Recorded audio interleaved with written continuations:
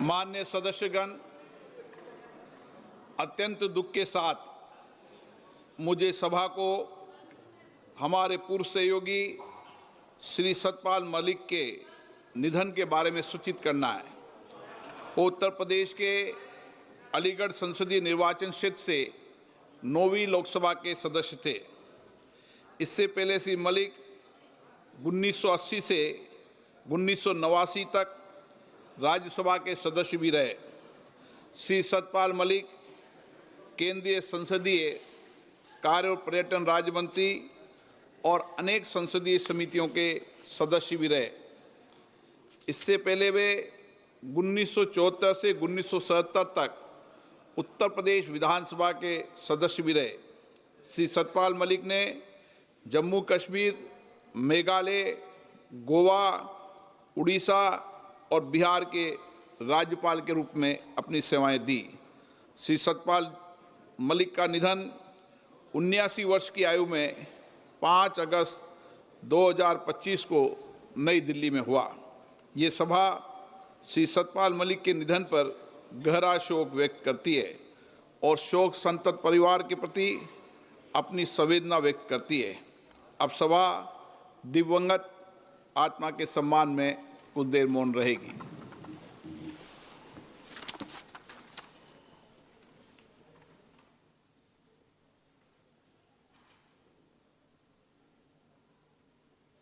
ओम शांति। पूर्व राज्यपाल का प्रोटोकॉल नहीं मिला था। माननीय सदस्यगण, कल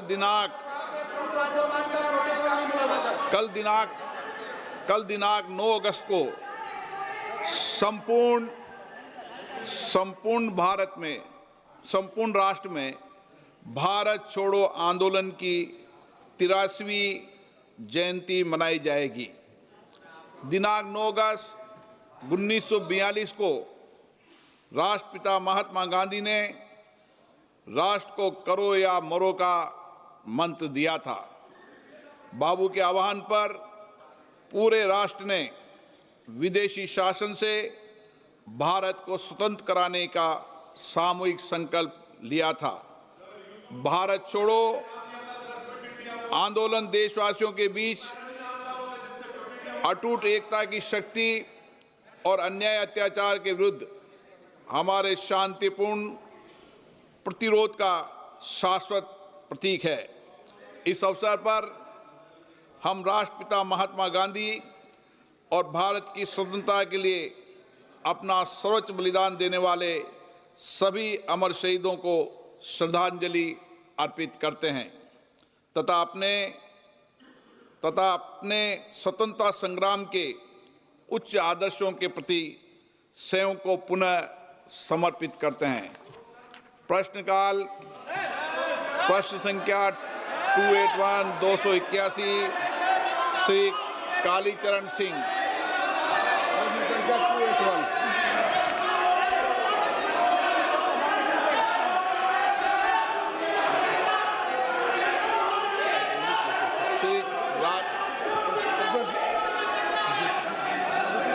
आदरणीय अध्यक्ष महोदय,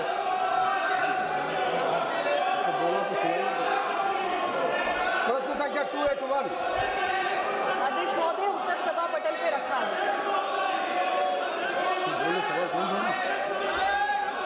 आदरणीय अध्यक्ष महोदय, आपने मुझे प्रश्नकाल में बोलने का अवसर दिया, इसके लिए मैं सादर आभार करता हूं।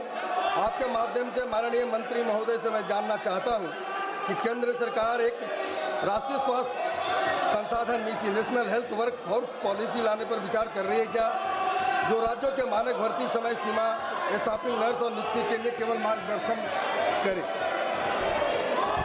अध्यक्ष महोदय, फिलहाल ऐसी कोई नीति लाने पर मंत्रालय में कोई विचार नहीं हो रहा है। जहां तक राज्यों में ह्यूमन रिसोर्स मैन पावर की उपलब्धता का विषय है, मैं स्पष्ट कर देना चाहती हूँ कि नेशनल हेल्थ मिशन के तहत हम राज्यों को टेक्निकल और फाइनेंशियल सपोर्ट देते हैं, जिससे वो अपने हेल्थ इंफ्रास्ट्रक्चर को स्ट्रेंथन कर सके और मैन पावर की रिक्वायरमेंट्स को भी पूरा कर सके। Honourable member supplementary Shri Rajesh Mishra. माननीय अध्यक्ष महोदय, आपका बहुत बहुत धन्यवाद। कि आपने प्रश्नकाल के दौरान मुझे पूरा प्रश्न पूछने का अवसर दिया। माननीय अध्यक्ष महोदय, यशस्वी प्रधानमंत्री नरेंद्र भाई मोदी जी के नेतृत्व में और माननीय स्वास्थ्य मंत्री जी के निर्देशन में प्रधानमंत्री जन आरोग्य योजना आयुष्मान की वजह से जो विश्व की सबसे बड़ी चिकित्सा बीमा योजना है, गरीब जनता को बड़ी अस्पतालों में भी, चिन्हित अस्पतालों में उपचार हो रहा है, किंतु ग्रामीण क्षेत्रों में सामान्य रोगों की प्राथमिक चिकित्सा पास में मिल सके, इसके लिए पीएचसी, सीएचसी व स्थापित जन आरोग्य मंदिरों में चिकित्सकों की उपलब्धता बहुत कम है। देश की जनसंख्या के हिसाब से एमबीबीएस डॉक्टरों की बहुत कमी है। माननीय स्वास्थ्य मंत्री जी क्या बताने की कृपा करेंगे कि एनएचएम के तहत पीएचसी, सीएचसी व स्थापित जन आरोग्य मंदिरों में बीडीएस, बीएमएस, बीएचएमएस चिकित्सकों जिन्होंने कोविड के दौरान बहुत अच्छा कार्य किया था, क्या उन्हें प्राथमिक प्रशिक्षण देकर वहां पदस्थ करने की कोई योजना है क्या? और यदि नहीं है तो हम चिकित्सा सुविधा कैसे उपलब्ध करवाएंगे? वह चिकित्सकों की कमी हम कब तक पूरा कर सकेंगे? धन्यवाद अध्यक्ष जी। अध्यक्ष महोदय, मैं आपके माध्यम से माननीय सदस्य को कहना चाहती हूँ कि भारत की सरकार आज प्रधानमंत्री नरेंद्र मोदी जी के नेतृत्व में निरंतर हमारे डॉक्टर्स की और स्पेशलिस्ट डॉक्टर्स की देश में उपलब्धता को बढ़ाने के लिए प्रतिबद्ध है और इस दृष्टि से हमने बहुत बड़ा कदम उठाया। देश के अंदर 157 नए मेडिकल कॉलेजेस स्थापित किए, जिसके माध्यम से आज बड़ी संख्या में देश को डॉक्टर्स और स्पेशलिस्ट डॉक्टर्स मिलने जा रहे हैं। और इतना ही नहीं, जहाँ जहाँ हमने मेडिकल कॉलेजेस स्थापित किए, वहाँ पर हम को-लोकेशन में नर्सिंग कॉलेजेस की स्थापना भी कर रहे हैं, जिससे कि नर्सिंग स्टाफ भी मिल सके। जहाँ तक हमारे सीएचसी, पीएचसी या आयुष्मान आरोग्य मंदिर में मैन पावर की उपलब्धता का प्रश्न है, मैं पहले भी स्पष्ट कर चुकी हूँ कि एनएचएम के तहत हम राज्यों को तमाम किस्म की वित्तीय सहायता और टेक्निकल सपोर्ट देते हैं। उनके द्वारा जो पीआईपीज हमें प्रपोज किए जाते हैं उसके अंतर्गत, जिससे वो अपने यहाँ मैन पावर की जो आवश्यकताएं हैं उसकी भी पूर्ति कर सकें। और एनएचएम के तहत हमने बहुत सारे विशेष प्रबंध भी किए हैं, जैसे कि विशेष तौर से जो रूरल या हार्ड टू रीच एरियाज है, वहाँ पर डॉक्टर्स को रहने के लिए हम हार्ड एरिया अलाउंस देते हैं। इसी प्रकार अध्यक्ष महोदय, हमारे सिजेरियन सेक्शंस प्रॉपरली वहाँ पे कंडक्ट हो सके, उसके लिए जो हमारे गायनेकोलॉजिस्ट हैं, पेडियाट्रिशियंस हैं या एनेस्थेटिस्ट हैं, इनको भी हम ऑनरेरियम देते हैं। इसके साथ ही स्पेशल इंसेंटिव्स हैं एएनसी चेकअप्स कराने के लिए। और अब हमने राज्यों को नेगोशिएबल सैलरी का भी एक प्रावधान दिया है, जिसे हम कहते हैं यू कोड वी पे, यानी स्पेशलिस्ट डॉक्टर्स को हायर करने के लिए वो जो भी सैलरी कोड करेंगे वो राज्य उनको पे करेंगे। और इस तरीके से तमाम कोशिशें हमारी जारी हैं कि हमारे जो पीएचसी, सीएचसी और तमाम आयुष्मान आरोग्य मंदिरों पे जो डॉक्टर्स की या मेडिकल स्टाफ की कमी है वो पूरी हो सके। और इसके साथ ही हम मल्टी स्किलिंग ऑफ डॉक्टर्स भी कर रहे हैं एनएचएम के तहत, ताकि स्पेशलिस्ट डॉक्टर्स की जो कमी है, जो उपलब्धता है, उसे देश के कोने कोने में सुनिश्चित किया जा सके। श्री जेएम हरीश बाल योगी। Thank you, Speaker, sir, for allowing me to give the chance to raise a supplement. Sir, I would like to draw the Minister's attention. My question is also quite similar to the previous colleague who has asked. Sir, the WHO recommends a doctor-patient ratio to be 1:1000. But in my constituency, Dr. B.R. Ambedkar, Konaseema, the ratio stands at 1:21,279. And the nurse-patient ratio is 1:13,173. These figures reflect the acute shortage of medical personnel in my constituency. In the light of this, my question to the Honourable Minister is, what measures have been undertaken to address these shortages and improve the availability of medical personnel in rural and underserved regions like my constituency? Thank you. अपनी constituency के specific एक प्रश्न पूछ रहे हैं। मैंने जो broad policy है गवर्नमेंट ऑफ इंडिया की, देश में डॉक्टर्स की और नर्सिंग स्टाफ के शॉर्टेजेस को एड्रेस करने के लिए एनएचएम के तहत भी और अदरवाइज भी, तो मैंने पहले भी विस्तार पूर्वक एक्सप्लेन की है। और मैं माननीय सदस्य को विश्वास दिलाना चाहती हूँ कि भारत की सरकार पिछले 11 वर्षों से, खासतौर से हमारा स्वास्थ्य और परिवार कल्याण मंत्रालय जिस गति से काम कर रहा है, आने वाले समय में अनुरूप ही होगा और हमारे देश के किसी भी कोने में डॉक्टर्स की या स्पेशलिस्ट डॉक्टर्स की किसी भी प्रकार की कोई कमी नहीं होने दी जाएगी।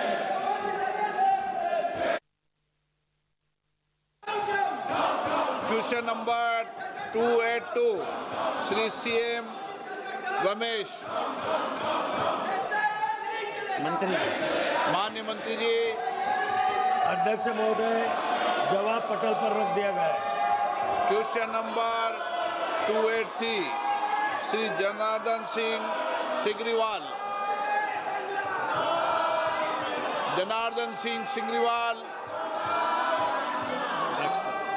माननीय मंत्री जी। जवाब पटल पर रख दिया गया है। लाओ Shri Krishna. Thank you very much, sir.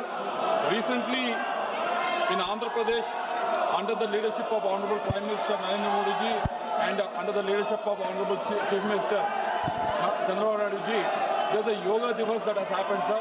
Huge turnout has come out. Almost 3 lakh people has appeared for that Yoga Divas, sir. But, sir, my question is regarding the Ayush treatment, especially via dedicated facilities. The state's infrastructure is limited to just 2 50-bedded integrated Ayush hospitals under the construction in Kakinada and Visakhapatnam. So, for a state like that, only 2 50-bedded hospitals are there, sir. So, there is a requirement of Ayush 50-bedded hospital even in Rayalaseema also, even in Palnadu also, in a backward place like Palnadu also. So, I request the minister if there is any proposal to extend these Ayush 50-bedded hospitals in Rayalaseema as well as in backward areas of Palnadu and even Ongolu, a backward district also, sir. Thank you very much.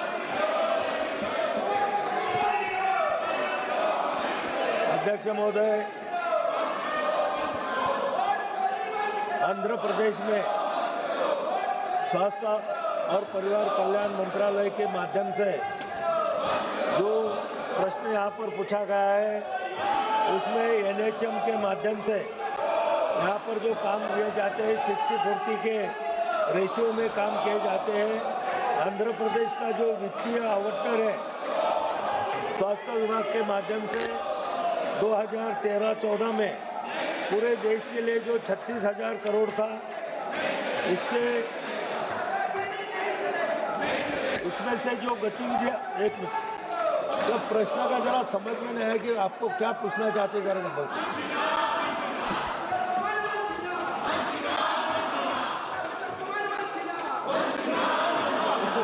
Hello, sir. Can you hear me? Sir, there are only 2 50-bedded Ayush hospitals in state of Andhra Pradesh. In state of Andhra Pradesh, that too, one in Visakhapatnam and the other one is in Kakinada. But there is another region, backward region of Rayalaseema, which doesn't have a 50-bedded hospital. There is a region like Ongole, which is a backward district. There is my district also, which is a backward district, where there is no provision of a Ayush 50-bedded hospital. So I request you, is there extension of is there the possibility for you to sanction more Ayush hospitals so that this facility can extend to even backward areas of Rayalaseema, Palnadu and Ongole? This is the question. Thank you.